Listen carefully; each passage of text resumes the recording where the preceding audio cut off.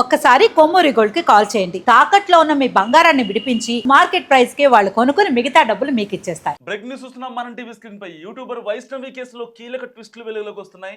ఇప్పుడు హరిబాబు తనకు మెంటల్ అంటూ చిత్రీకరించే ప్రయత్నం కూడా చేస్తున్నాడు. గత కొద్ది రోజులుగా అయితే రిమాండ్ ఖైదీగా జగిత్యాల సబ్ జైల్లో ఉన్న హరిబాబు బయటికి రాగానే తనకు మెంటల్ అంటూ కూడా చెప్పే ప్రయత్నం చేస్తున్నాడు. ఇప్పటికే శారీరకంగా మానసికంగా నేను కుంగిపోయానంటూ వైద్యులను కూడా బ్లఫ్ చేసే పనిలో పడ్డాడు హరిబాబు. సో ఇప్పటికే వైష్ణవి కేసులో కీలక ట్విస్టులు వెలుగులోకి వస్తున్నాయి. భర్త ఎలాగైనా సరే బెయిల్ నుంచి బయటకు రావాలంటూ తాను కపట నాటకం ఆడుతున్నాడు. ఇప్పటికే ఇటు డాక్టర్లను కావచ్చు, ఇటు పోలీసు వాళ్ళని కావచ్చు బ్లఫ్ చేసే ప్రయత్నం చాలా గట్టిగా జరుగుతోంది. సో ఇప్పటికే జగిత్యాల జిల్లా వ్యాప్తంగా వైష్ణవి భర్త కేసును వాదించడానికి ఏ ఒక్క లాయర్ ముందుకు రాకపోవడంతో దాదాపుగా గంటకి ₹1,00,000 ఇచ్చి వాదించమని కూడా ఇటు వైష్ణవి భర్త వాళ్ళ తల్లిదండ్రులు కావచ్చు వాళ్ళంతా అభ్యర్థన చేస్తున్న పరిస్థితి చూస్తున్నాం.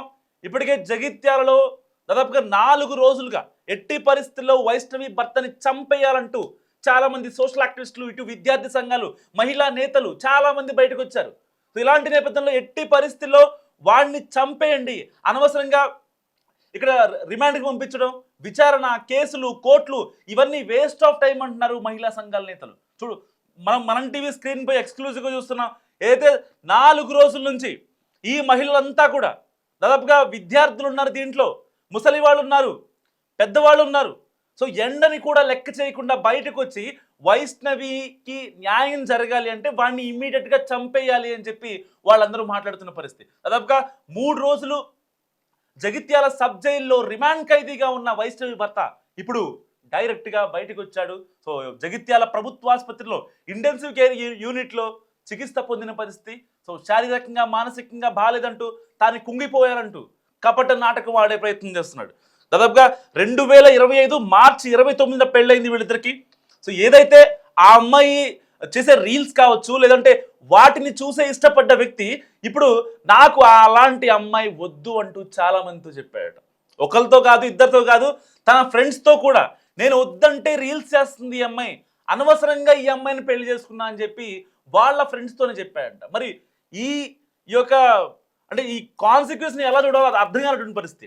ఆ అమ్మాయి రీల్స్ చూసే, ఆ అమ్మాయి అందం చూస్తే నువ్వు ఆ అమ్మాయి మైనర్ అని తెలిసినా కూడా ఆ అమ్మాయిని ప్రేమలోకి లాగి ఫోక్సో చట్టాలు, ఫోక్సో కేసులు పడతాయని తెలిసి కూడా నువ్వు ఆ అమ్మాయిని ప్రేమించి పెళ్లి చేసుకొని ఆ అమ్మాయిని గర్భవతిని చేసి 5 నెలల గర్భవతిని ఆ బంప్, ఇమాజిన్ ఆ బంప్ ఎలా ఉంటుందో అర్థం చేసుకోండి. సో ఆ బంప్ మీద 30 కత్తిపోట్లు, 1 కాదు 2 కాదు 30 కత్తిపోట్లు, ఒక పక్క హెవీ బ్లీడింగ్ అవుతున్నా సరే పట్టించుకోకుండా దాదాపుగా 50 సార్లు కత్తి పొడిచాడు.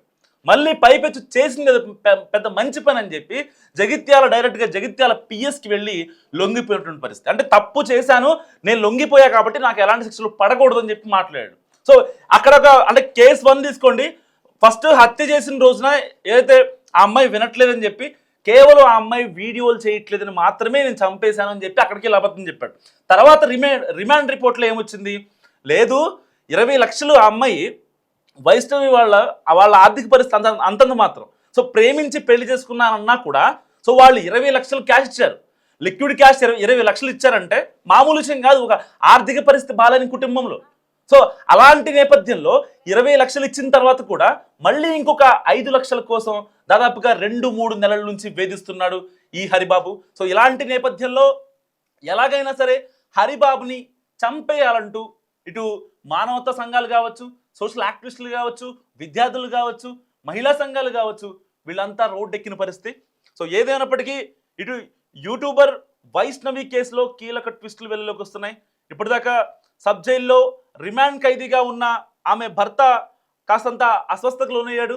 మరి ఇది కపట నాటకమా, లేదంటే దాదాపుగా 3-4 డేస్ నుంచి కావాలనే ఏం తినట్లేదు, ఇటు రిమాండ్లో ఉన్నప్పుడు కూడా ఏం తినలేదు అని బయటకు వచ్చిన తర్వాత కూడా బీపీ లో అయిందని. సో బయట సిచ్యువేషన్ కొంచెం అంటే వాతావరణంలో మార్పులు వచ్చాయి. సో కొంచెం హీట్ కూడా పెరిగింది.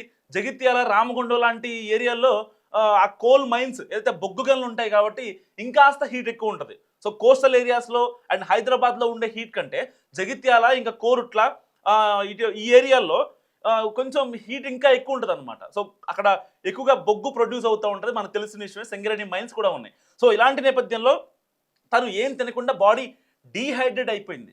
దానికి డాక్టర్లు చెప్తుంది ఏంటంటే తను శారీరకంగా మానసికంగా, సో శారీరకంగా అతను కొంచెం ఇబ్బంది పడ్డాడు, బీపీలో అయిందో ఇంకోటి అనుకోండి. మానసికంగా పట్టడానికి ఏం లేదు, ఆల్రెడీ చంపాడు. ఇక్కడ ఒక పాపని చంపాడు, ఒక అమ్మాయిని చంపాడు.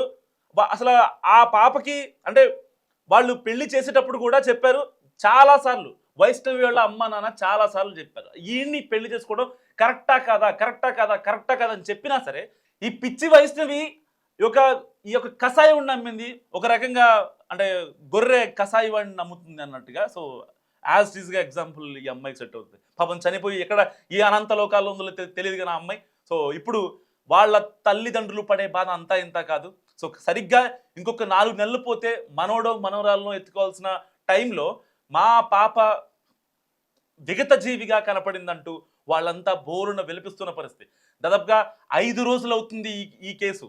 సో ఇప్పటికీ కూడా వాళ్ళంతా రోడ్డెక్కి జగిత్యాల్లో, అంటే నాకు తెలిసి తెలుగు రాష్ట్రాల్లో ఒక అమ్మాయి చనిపోతే, ఒక వివాహిత చనిపోతే ఇప్పటిదాకా న్యాయం చేయండి లేదంటే వాడిని ఎన్కౌంటర్ చేయండి అనే ఘటనలు చాలా తక్కువ. సో అలాంటి కేసుల్లో ఒకటి యూట్యూబర్ వైష్ణవి కేసు అని చెప్పుకోవచ్చు. సో ఇటు సమాజానికి ఒక మెసేజ్ ఇవ్వాలి, మరొక వైష్ణవి భర్త రాకూడదు అని చెప్పి చాలా గట్టిగా ఈ యొక్క హరిబాబుని టార్గెట్ చేస్తున్న పరిస్థితి. ఇటు సోషల్ యాక్టివిస్టులు కావచ్చు, వీళ్ళంతా రోడ్డెక్కారు, చూస్తున్నాం మనం విజువల్స్లో. వాళ్ళంతా ఒకటే నినాదం, జస్టిస్ ఫర్ వైష్ణవి. వాళ్ళు చెప్పేది ఒకటే, జస్టిస్ ఫర్ వైష్ణవి, ఇమీడియట్గా జస్టిస్ కావాలి.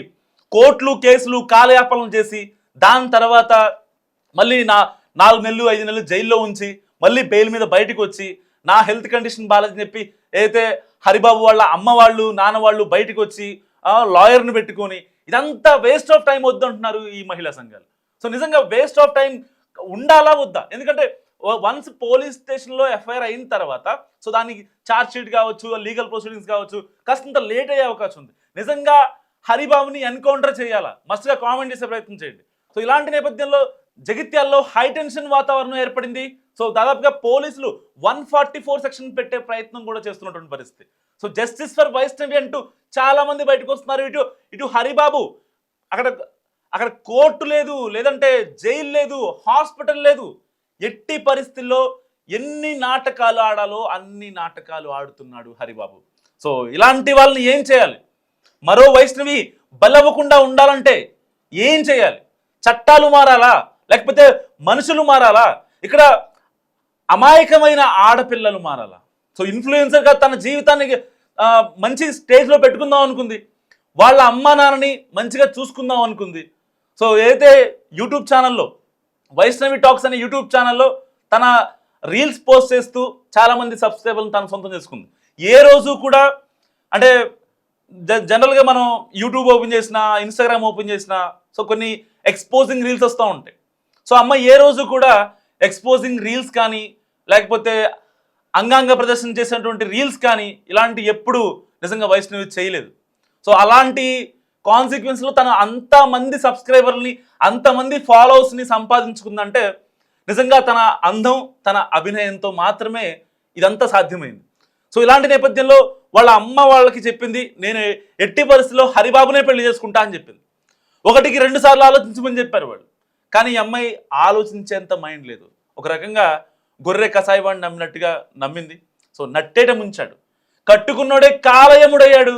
సో ఎట్టి పరిస్థితుల్లో తనల్ని చంపేయాలంటూ ఇటు వైష్ణవి బంధువులు జగిత్యాల బస్టాండ్ వద్ద, జగిత్యాల పిఎస్ వద్ద, జగిత్యాల హైవేపై వాళ్ళంతా కూర్చొని ఇవాళ వైష్ణవికి న్యాయం చేయాలంటూ వాళ్ళందరూ మాట్లాడుతున్న పరిస్థితి. నిజంగా ఇన్ఫ్లుయెన్సర్లకి ఏదైతే ఈ రోజుల్లో ఇన్ఫ్లుయెన్సర్స్ ఉంటారో వాళ్ళందరికీ ఒక best example Vaishnavi murder. So ఎందుకంటే ఒక కెరీర్లో మనం సక్సెస్ అయిన తర్వాతే పెళ్ళైనా ఇంకోటైనా. సో ఈ రోజుల్లో ఇన్ఫ్లుయెన్సర్స్ అంటే సోకాల్డ్ ఎవరైతే ఇన్ఫ్లుయెన్స్ ఉంటారో జస్ట్ ఒక 4-5 రీల్స్ వేసేసి ఎక్స్పోజింగ్ రీల్స్ లేకపోతే నార్మల్గానో చిన్న వ్లాగ్లో చేసుకొని తమకంటూ ఒక ఫేమ్ వచ్చేసిన తర్వాత ఇంకా బెట్టింగ్ యాప్లు కావచ్చు, లేదంటే అడ్డదారులు దొక్కడం కావచ్చు, ఇలాంటివి చేసేవాళ్ళు కొంతమంది. అంటే అందరు ఇన్ఫ్లుయెన్సర్లు అడ్డదారులు దొక్కుతారని కాదు, అందరు ఇన్ఫ్లుయెన్సర్లు బెట్టింగ్ యాప్లు చేస్తారని కాదు, లేదా అందరు ఇన్ఫ్లుయెన్సర్లు మంచిగా ఉంటారని కాదు. సో ఎవరెవరు ఎలా ఉంటారో వాళ్ళకి మాత్రమే తెలుసు. ఇలాంటి పరిస్థితిలో వైష్ణవి తన కెరీర్ని సెట్ చేసుకొని తమ తమ పిల్లలకి, తమ ఫ్యామిలీకి, తన అమ్మ నాన్నని మంచిగా చూసుకోవాలని ఫిక్స్ అయింది వైష్ణవి. కానీ కట్ చేస్తే అనంత లోకాలకు పంపించాడు భర్త హరిబాబు.